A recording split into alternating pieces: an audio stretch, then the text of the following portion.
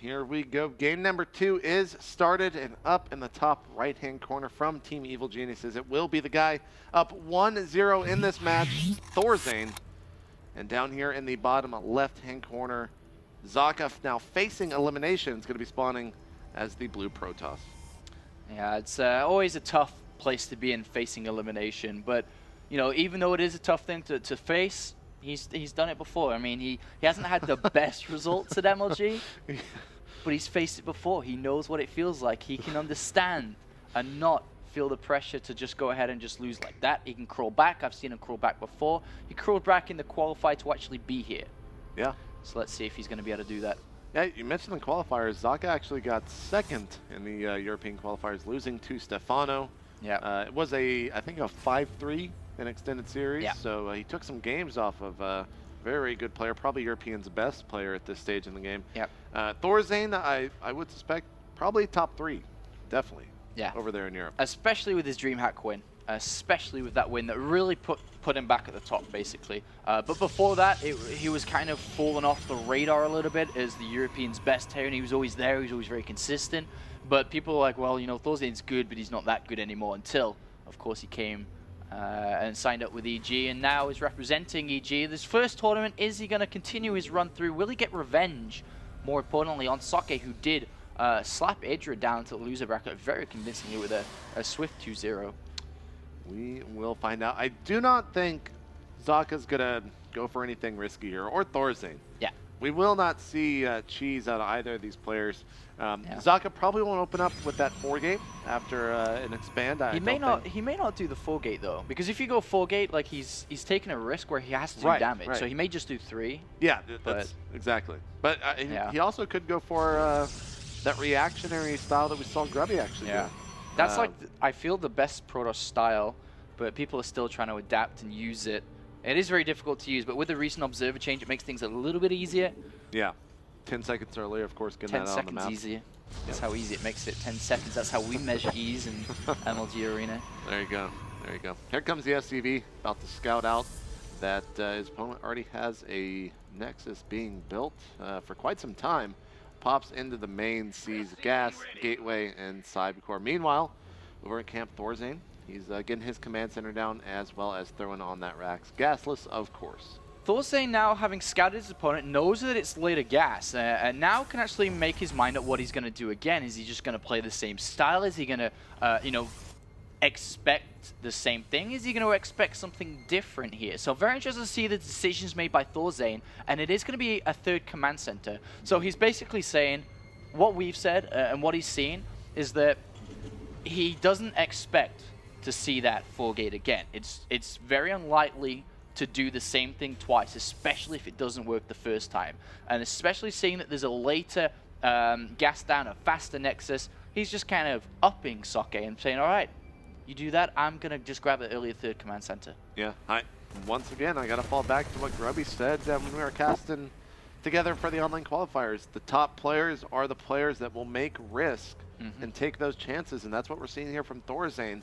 But it's so calculated for Thorzain that he should be able to get away with it so easily. Yeah, and it's basically just player reading and what they can do, what he can do. Is he going to throw down 4? Is he going to throw out 3 gateways? Is he going to rush up tech? And every single answer that Thorzain thinks about comes back to 3 command centers, and that's how he's going to pull it off. He even takes double gas before adding on additional barracks as well. So he's actually going to tech up probably double engineering bay pretty fast too. It's just reading his opponent absolutely amazingly, and that's one strength of Thorzain. There's multiple different strengths, as he's a super intelligent player, but look who's equal to the task here, JP. And a third Nexus down for the Protoss player. And these are the games that I love to see. Yeah. Players reading their opponents, trying to figure out how they can get ahead, executing it, and knowing exactly what it takes to be able to hold something like this, which means we're going to see a very long, drawn-out macro game. And basically the reasoning behind the third Nexus is most likely Socke is now reading into Thorzain's thought process, right? And so now the third Nexus naturally comes down. So these guys are scouting each other without even seeing a thing. And I think that's when you can really tell that these guys are high-level players, because they are reading into each other perfectly. And now the robotics facility is coming down. He didn't even rush the robotics facility out. He doesn't really need to rush an observer out. But this is a great, great game. Well, setting up of a game, should I say. Socke actually hasn't even scouted or seen his opponent on the map yet. The only thing I believe he saw was the amount of Marines that he had. Was that something that clued him into possibly a third CC, was the low Marine count? I don't think he even checked the Marine count. It's very difficult to check it because Marines could be hiding. I think that's a very fine detail to look at. But one thing that Thorzain's misread a little bit here is he sees the pylon down here, and he's actually throwing down a second bunker. It's not really misreading, it's more of a safe precaution here. Saying that, well, it is 7 minutes 30. He could be coming up me at 8 minutes with a pretty strong gateway attack. Let's throw down a second bunker. Let's get down a turret just to make sure that, you know, I am perfectly safe here. While, you know, of course, taking it, because he has a third command center. He doesn't want to take risks. And even though they're both reading into each other, you don't blindly not take safety precautions. You always wear a seatbelt, you know. Well, I mean, to be fair, it's a bunker. It costs him 25 minerals. He can salvage it. So it is very, very safe to do, and it's not going to cost him all that much. 3 more gates being added on. Twilight Council started. Is the observer across yet? No, it is only in the middle of the map. It should make its way pretty soon and see what's going on. And, you know, Thorzain is still not mining from that third. Socke is actually taking a huge, huge economic lead at this point in the game. And this is what this SCV is for, which was picked up by the observer and then cleaned up with the Stalker here, is that Thorzain now knows, well, it's 9 minutes, your attack didn't come, you probably expanded, let's try to get some confirmation on that instead of scanning. And unfortunately for him, the SCV is just going to fall short, and he doesn't really know. This may force a scan to see, but it hasn't come out yet. He's taking control of the Xel'Naga Tower. He kind of expects his opponent to expand, of course. It's like almost 10 minutes in the game. There's no pressure coming, so he's going to go and expand himself now. And Thorzain is going to use the factory instead for a slower confirmation, which he already kind of knows is there anyway.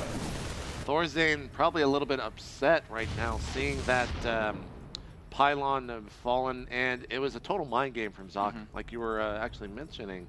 Thorzain threw down that bunker, delayed his third base just by putting down pylons, and as soon as he sees, he probably knows that his opponent put down an expansion behind this. Double forges coming down for Socke. Is it quite a comfortable gateway count, so he actually can pressure. He has a decent army size too, so Thorzain has to be very careful, and there are observers everywhere. Remember, there's 2 observers floating around the map, and he could move in here. Actually, there's more than 4 observers. Oh my god. There's 4 observers. Holy crap. I didn't even notice that. He just wants to be super safe here, and he's going to take a great engagement here. Great engagement there by Socke. And the big unit here, of course, those sentries, and those are the more force fields being put down. I always look at engagements. I always neglect upgrades. What happened today? Thorzain at 1-0 is going to jump ahead there, but the observer sees the pickup. There's a pickup of 2 medivacs into the main base here. Socke already knows about it and is already retreating in.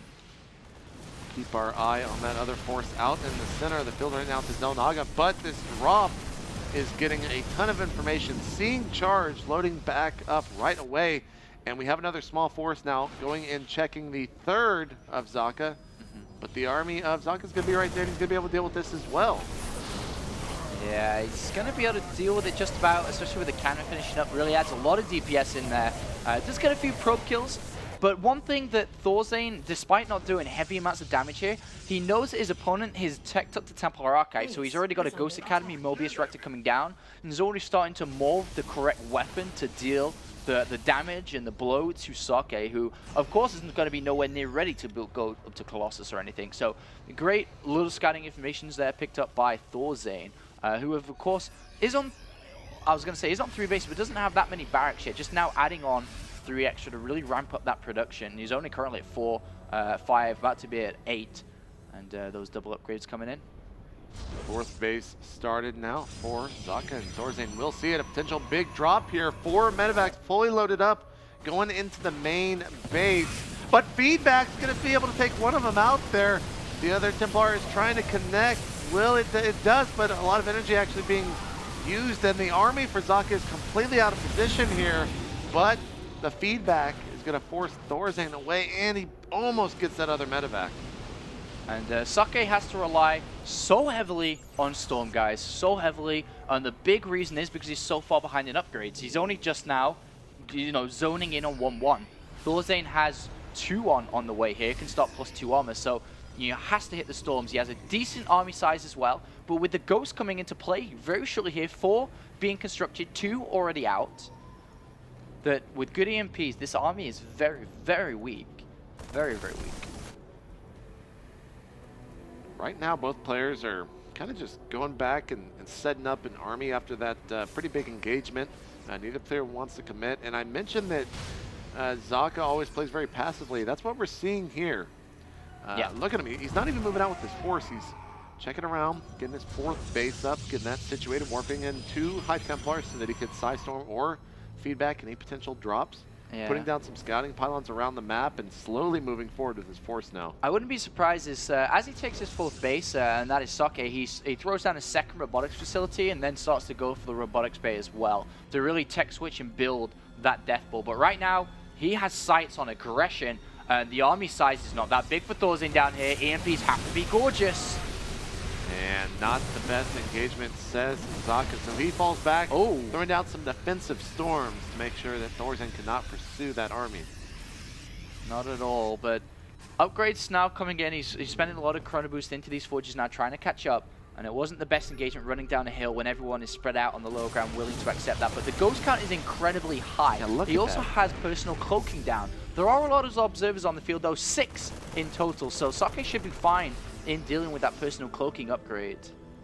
Thought we might see a Socke sandwich there on Thorzain army, but he does pull back. Meanwhile, the best positioning is still in Socke's arm, and he's coming straight through the through the smoke there.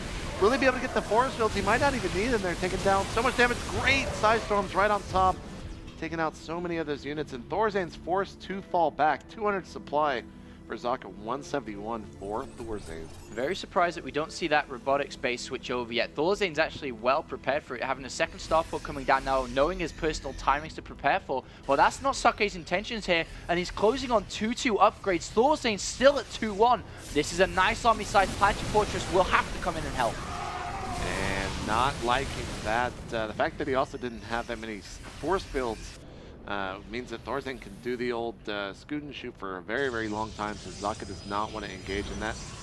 Go into Socke's view for 1 second at VC. Look at how much of the map on the outlying edges of Thorzain's army that he can see. He's got pylons everywhere and observers as well. Yeah, he's really, really tight on stopping those drops coming down. 3 zealots make their way to the bottom right. See no, 5th base, so alarm bells aren't ringing, and they will get picked off eventually there, but that was the scout he was looking for. But we do see the robotics bay coming into play now, so we will go over to Colossus, and he also is added on a Dark Shrine, so he can start to harass. Wouldn't even be surprised to see a Warp Prison come out potentially, but he does want to try and do some damage across the map. He doesn't want to just give Thorzain the complete half of the map here, but Socke moving up. Got to be very careful. They're not in the best position. Half his army is split up. Thorzain looking to accept an attack here. A lot of EMPs going off. He's basically just blanketing the areas with EMPs as he has so many ghosts here. Now up to 12. Some zealots are now sneaking into the 3rd base of Thorzain. But at the same time, we see Thorzain kind of moving forward with his army. Cannons are even down here for Socke. He cannot find an entry point, as now the zealots are chewing away at the 3rd base. And Thorzain's in a very, very interesting position here. Socke is thinking of going in, but look at the EMPs. Oh, is he going to get these High Templar? Oh, 1 EMP misses there. 2 High Templar left with energy. 3 High Templar left. Has to be still careful. The rain is not over yet. Snipes a couple of High Templar down. Is Thorzain free to fight here? I'm looking around. There are no High Templar with energy. Yes, he is free. And with that, the base of Socke is going to go down, but did a great job over there at the 3rd base of Thorzain, putting in so many SCV kills with those zealots. A total of, I want to say that entire worker count was actually killed. 28 workers killed in total. Thorzain going to dart up to the north here. That's going to basically signal the attack for Socke. He's got 1 High Templar here with 200 energy. It gets 1 storm off, maneuvering outside of those EMPs. The scan goes down though, sees how small that army is. tries to go forward, but will be denied with that storm. Yeah, great storm dodging, great high Templar sniping and EMPs by Thorzain. His army control is better here. The Colossus switch way too late, not even coming into play here. Thorzain picks off the center base, is looking to kill the top left. There was a warp prism in the main base as well of Thorzain, but cleared up. No need to panic at all. And another Nexus goes down, and Thorzain with spectacular army and unit control here is just outplaying in every single sense of the word. Yeah, and the other thing, that Colossus was just kind of wandering around. Thorzain saw it for a split second. We saw the snapback reaction, seeing if he could stem forward and kill it. But instead, also make some Vikings at home. Colossus should clean this up. I do believe he might just try to pick up, but no, those medevacs are actually quite low here. Yeah, he's just picking up the sentries, the most expensive units there. He knows he's going to lose everything. Colossus with +3 attack. No Vikings in sight. Of course, he's going to lose that. But he does have a good army behind this still. He has a lot of ghosts. He has Vikings. He has 2 starports to build in. And I wonder if Socke's only opportunity to win this game is to attack now. But then he has to attack into a planetary fortress in the center. He has to attack into waves of waypoints of units. The Vikings are now starting their +3 upgrade. And they're going to be able to tear down the Colossus from the sky here. And we do have a DT making its way to the 3rd base of Thorzain. Coming in here, trying to get a bit of damage done. Thorzain building turrets, knowing this DT threat has come in. This game go down. It is going to clean that up. And Socke was thinking about going and attacking, but falls back here up in the north. Another DT now at the planetary. Sneaks its way through a scan, finishing the DT off. And Socke's got to make something happen, whether it's a big attack or another expansion here in the middle. He is really hurting at this point in the game. Yeah, he's basically trying to create the correct ball of units right now. But it's very difficult to do so because Thorzain's going to have the correct answer to the correct units that Socke is going to have. He has a great amount of ghosts already out. He has 4 Vikings being made at a time with +3 soon to be finished here.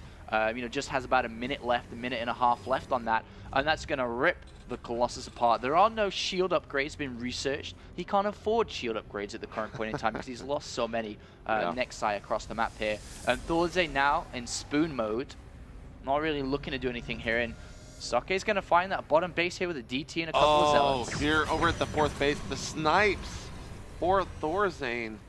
Really just putting him in such a great spot. I believe that was 3 Templars that were sniped.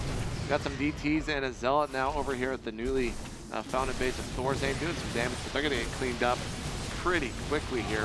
Socke doing the right things, though. He's focusing Thorzain's attention at other sides of the map so he can actually take the center here. But these 2 ghosts are all around the place. Yeah, and he scans to see where the army is once again. Those High Templar, I mean, those ghosts did pick off a couple of High Templar there, lowering the count down to just 5. And that really basically says to Thorzain, well, I already have like 9 ghosts. I just need to keep building Vikings. And we actually see, you know, is that the Reaper? Why is he getting Nitro packs coming in?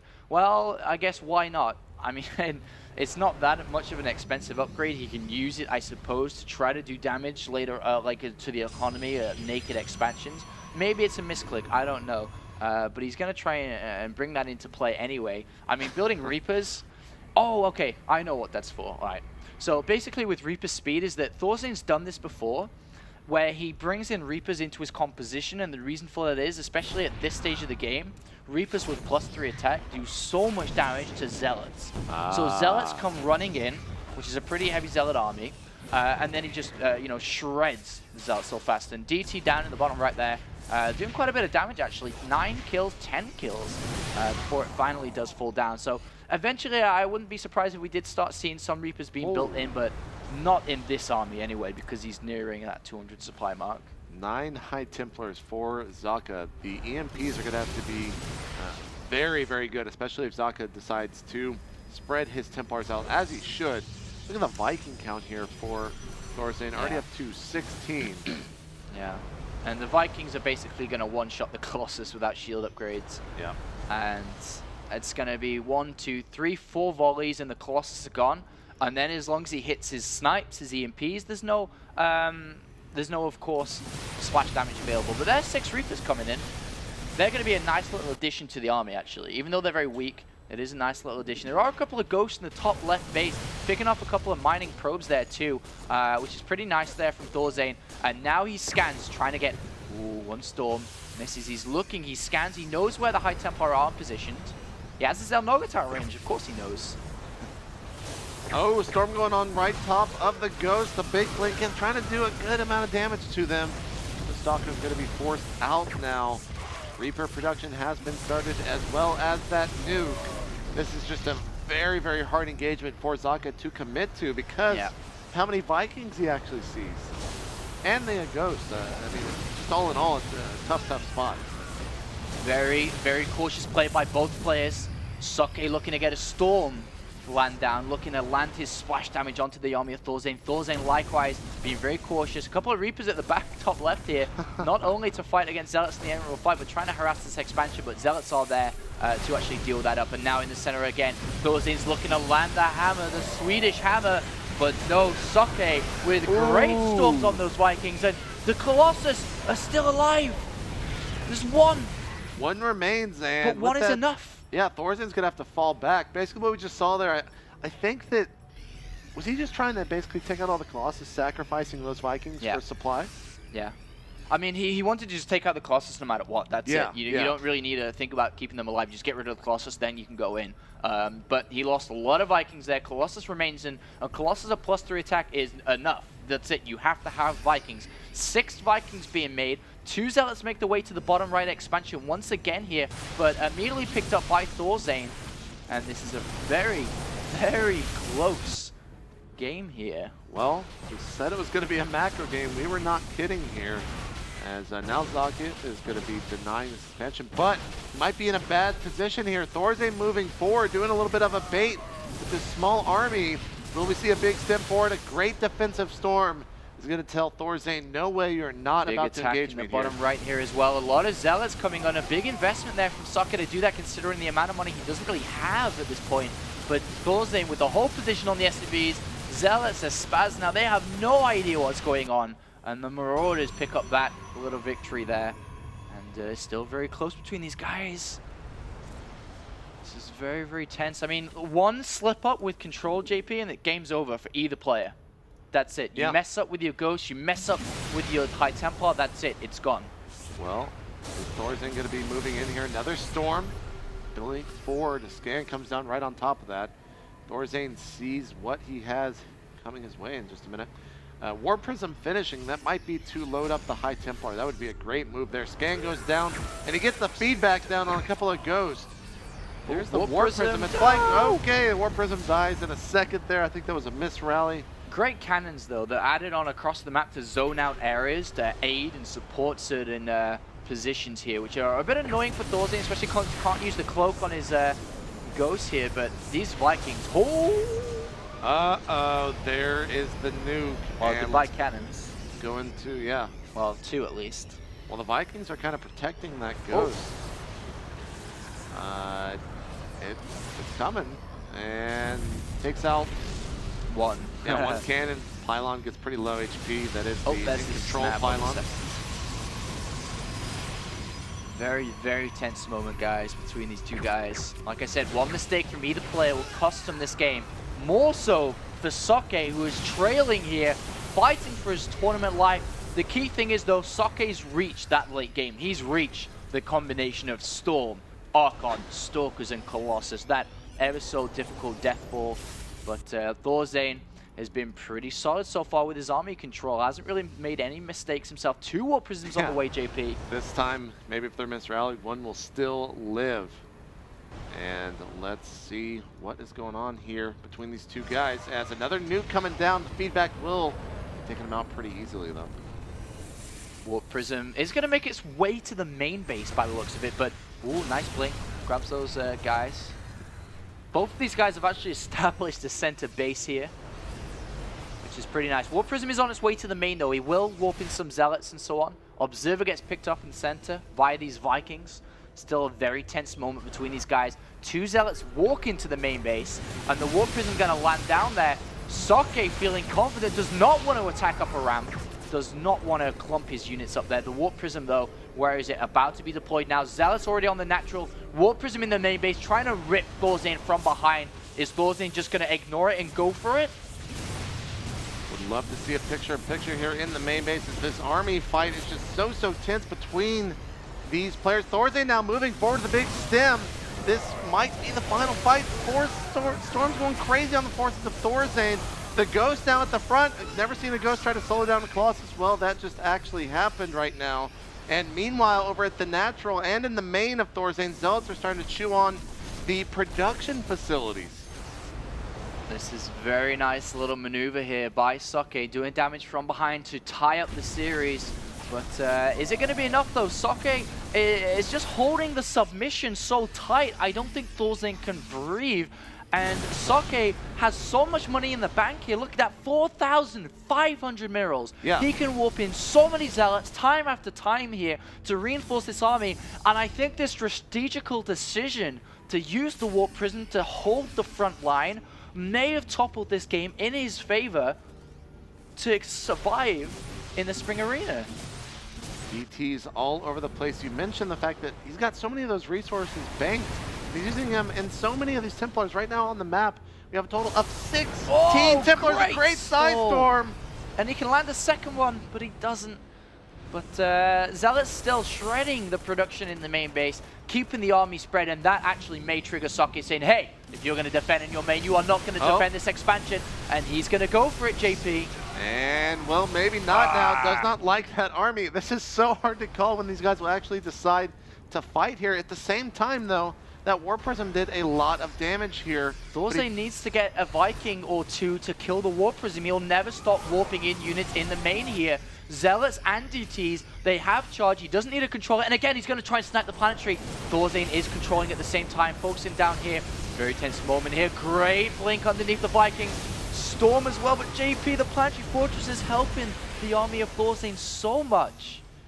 And what a tense situation here, Apollo. Like we were saying earlier, if Socke loses this, he is out. If Thorzain wins this, he's going to win. Yeah. It's going to be so close between these two players. And again, the Zealots are now going over into the natural and up into the main, trying to cut off some resources. Yeah, and he's going to cut off these army too. He's going to try and do as much damage. Of course, +3 Zealots will shred Marauders, and Marauders don't really do that much damage output to that army. Remember, Socke had a successful mining base at the 12 o'clock here compared to Thorzain, who has lost so much down at that 6 o'clock. Every time a fight takes place, storms go down. Socke looking to push forward again. Thorzain in good position. Oh, the Ghost Ticker, nice swipe from the Colossus. And this is a very tense moment here. Socke storms. JP, this is very tense. Remember, if Thorzain loses this stranglehold, that 6 o'clock base, he has no income. No income left. And he is not even actually mining from it right now. He's just having to repair that planetary up to full. And let's look right now. There are still 15 High Templar out. So many of them with full energy.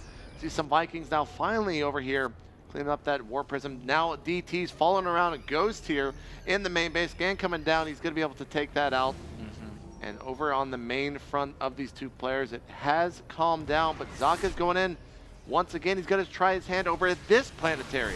He's going to try it now, and he's got to be careful. Ghosts are... Oh my god, he loses 3 Ghosts immediately there.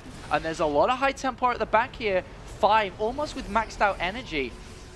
And Socke, remember Thorzain has almost no energy. He's always losing energy on these medivacs here. And the army is becoming weaker and weaker. And Socke might be able to pull this back. Great storms once again. Thorzain's army is becoming so incredibly weak. And the bank. Yeah, look at the money. There's still 3,500 minerals for Socke to warping units into this fight. He's moving forward again. Storms blanketing the army and the Vikings here, as well as the Blink Stalkers. That planetary down at the 6 o'clock position was cut off, but Zaka will not be able to commit to that. Look at how much stuff he's warping in here. So many of these Zealots, and still 3,000 minerals as his bases are just completely uncontested. And he's now building cannons to fortify that area so we can actually hold on to the Zeltnaga Tower and those cannons to finish. Thorzain doesn't want to give that position away. But if he goes to dedicate to kill the cannons, he's going to lose the planetary fortress, and Socke catches Thorzain out of position, and finally he gets the strong upper hand here, and Socke delivers a killing strike here Thorzain bleeding from all angles. That planetary died so quickly to the forces of Socke, and now we got another planetary that Thorzain must protect, as it really grants access to his one of his only mining bases down here. Look at the income tab. It's 300 versus 1700. That's a big difference. And of course, it's playing into the bank of Socke. That rich German individual has all his money, 4,600 minerals, 1,300 gas. Thorzain has a lot of gas banked up, but he just doesn't have the minerals to replenish that. 4 Vikings, and his income is gone. That's it. 5,000 minerals here for Socke. Sacrificing, not really sacrificing, trying to go in and pick off some of those Vikings. Still 2 nukes for Thorzain. We haven't seen any of those come into play, but Socke is moving forward here. Look at how many Colossus and High Templar he has. 7 Colossus, 17 High Templar, and Socke is making a stand over here at the, I guess, planetary where it just was. He's going to decide to put down a Nexus and try to take this base. Wow. Thorzain can't give this position away. It may actually force a final engagement here. If Thorzain plays slow and sits back, Socke will take the complete map. The map control, the economy, the income. Thorzain has to take a fight, and guess what, JP? Look at the spread of Socke. Thorzain using the nukes, as you said, that he has banked up to try to zone out Socke, force him out of this strong position. Socke, be careful here. Yeah, that's a little scary. He blinks out to get away in time and catches one of the stalkers. Pylon and 2 cannons are going to be taken out, and that forces Socke to fall back here, but he will not go unchallenged and takes out a couple of the Vikings, cancels the Nexus. Apollo, this is the penitential macro game between these 2 players. Yeah, it's so tense. Guys, you have to keep remembering that Socke is fighting for his life. One slip up. That's why he didn't stay there. If he stays there and somehow this doesn't go in his favor, then he's out of the tournament. So this is a very slow, cautious play here by Socke, who's set up very nicely. High Templar from the back. Oh! A lot of Vikings there. Storm's going down. A great split from Thorzain, and it looks like he might be able to break this army, but the Storms are doing so much damage. The Viking count is so low. 7,000 minerals right now for Socke. He can reinforce so quickly. And Thorzain, upon losing those Vikings, Socke immediately slams C. I don't even know if the C button works anymore on his keyboard, because he is building those Colossus, as he knows that he just took a big swipe at the Viking count. There's only 6 Vikings left, all in orange and red health. An observer clarifies every bit of that information. Oh no, he's going to grab the rest of them. And he grabs 4 Vikings in a row. And even though he could lose units here, he has so much more behind enemy lines. He's even bringing probes in here for some reason. And Socke is looking to seal the deal. Yeah, 4 Storms blanketing the army of Thorzain. If this planetary gets up, that's going to prove kind of troublesome for Socke. Storm's continuing though. Thorzain knows this is his last chance. He will chase the Protoss player away. Oh 20 zones were just warped in though for Socke. He just and he's going for round 30 over here at this base. Oh my god, jumps up from 130 to the supply to 180 in a click, in an instant here with that big warp in it. Look how many zealots there are here. Socke using his bank now, and Thorzain is on the ropes. EG is on the ropes here, and Socke looking like a triumphant victory here as he pushes Thorzain back, kills the planetary once again. And what a great game from Socke here. So patient, so slow, and Thorzain is on the edge of falling down on Daybreak here, JP. And Socke still cautiously playing it, just retreats back, waits for his reinforcements, and there we are seeing another humongous wave of units, and he claims the high ground once again. Nexus being put down is he will be claiming that high ground. Thorzain's going to have his hand at this northern base. The High Templar is there with 200 energy, but the Reapers are going to be able to take them out very quickly. What will Socke's next attack be? It looks like he's going to cut straight into the heart of Thorzain here at this planetary. If this turns into a weird base trade, this might be one of the best games here at MLG this weekend. And he has 4 High Templar. There's 2 Ghosts. He tries to take the Zelnog Tower to grab vision to feed back there, but that's not the case. And Socke rips down another planetary fortress here. Thorzain has 0 income, 100 income. He has 83 minerals in the bank. Socke has 3,000. Warps in 10, 15 High Templar, 5 Zealots, you name it. Socke has it. Well, let's see. There's a scan for Thorzain. Sees the Archon. Is probably thinking, where is this money coming from? How does he have all of this stuff? Yeah. Now he's going forward with this huge army, blinking forward, trying to take out some of those medevacs. The Archon showing up. The Templar are right behind. Will he even need to storm here? He just has such a better army. Stutter stepping. Thorzain still trying to stay in this game. A nuke on top of the army of Socke, though, and it looks like that ghost gets taken out. Good game, well played. Socke forcing the game 3, and not even a smile from that guy. No emotion. Emotionless. No emotion shown by Socke, who knows that was such an important game, and man, he wore about 10 seatbelts there. Like, he is not. If he has an accident in a car, he is fine. Yeah. But yeah, you can kind of see a bit of emotion. I think he's glad that the series is tied up, of course, even though it took 50 minutes. Yeah. But what are you blown away, Wolf, DJ Weed? Yeah. I mean, to put it quite frankly, yeah, I am. He had a great economy, and he knew that, and he used it. He never overextended once. He had a few rocky engagements throughout that middle where the Vikings were in position. He lost his Colossi, but he just didn't care because he had so much money to replenish them. You know what? I often refer to this one game a long time ago at MLG, and it was Socke versus Genro. I know where you're going. It was on Desert Oasis, and like that game was very reminiscent of what we just saw there. Like the 40-minute game, the fight to the death, and man, what an impressive game that was. I thought for sure, because they had brought us in, they're like, okay, guys, you know, you've been watching the game. It looks like it's about to end. Let's go ahead. Yeah. And then 20 minutes later, here we are. Socke pulls it out. I mean, it's really just quite impressive. Yeah, I mean, he warped in rounds of 20 Zealots at a time. His engagements were not cost efficient, but he kept attacking Thorzain's base. Thorzain wasn't mining from that base at the 6 o'clock for a while, and I was worried. I was like, if Socke actually really commits this and messes this up, and he loses his entire army, he may lose this game, but he just never did. He always had enough. He controlled the way that Thorzain moved his units with his storms, with his Colossi. His Stalker blinks forward. He tried to pick off, ghosts whenever he could. Just really nice control and decision-making, patience from Socke. I got a question for you guys, actually, back at you. You know, it seemed like so much focus was being put on the middle there, right? And that forward 5th base for Socke. But that base that was just to the northeast of that one, that was pretty open from Thorzain's 5th, you know, why didn't he just go and try to eliminate that one? Right, yeah. That's a good point. You know, it was at the very end when he finally went forward and then tried to take it out. But it seemed like he tried to use Reapers there a few times, which was kind of cute, but it never really worked out for him. He was never really able to use those Reapers the way he intended because there was too much defense in play. Yeah, the thing is with Socke is that there's always cannons there. There's always cannons. There's always a High Templar with multiple storms. So if you dedicate more than just a handful of units there, the handful of units is going to get pushed back. If you dedicate more than that, you lose your position on the map. So it's a very difficult thing for him to approach, and that may have been why he tried to use the Reapers as well, to try to take a different approach, take a different angle. But I got a question back at you guys. Oh. All right?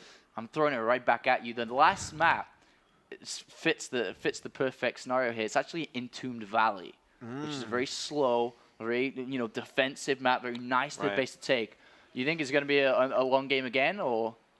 I think so. I think so. Based on the playstyles we've seen from these two players, it's down to the wire. Both of these players' tournament lives are on the line here. I don't think we're going to see a big commitment to an early timing attack. I think we're going to see a lot of patience out of Socke. Thorzain, he's called the Spoon Terran for a reason, but Socke is like this Protoss counterpart. Right, and of course, all the debates as of recently that Protoss late game is becoming even more difficult for Terran. It's like that is the matchup that Socke wants to play. It's evident from that one that if he can reach that point, that obviously he's going to be in a great position. I hear the beeps. You hear it, Weed? I like those beeps, man. We're going into game 3. Funny enough, they're in the chat. Thorzain asked Socke, how much money did you have there at the end of the game? He did not know where Socke was getting all those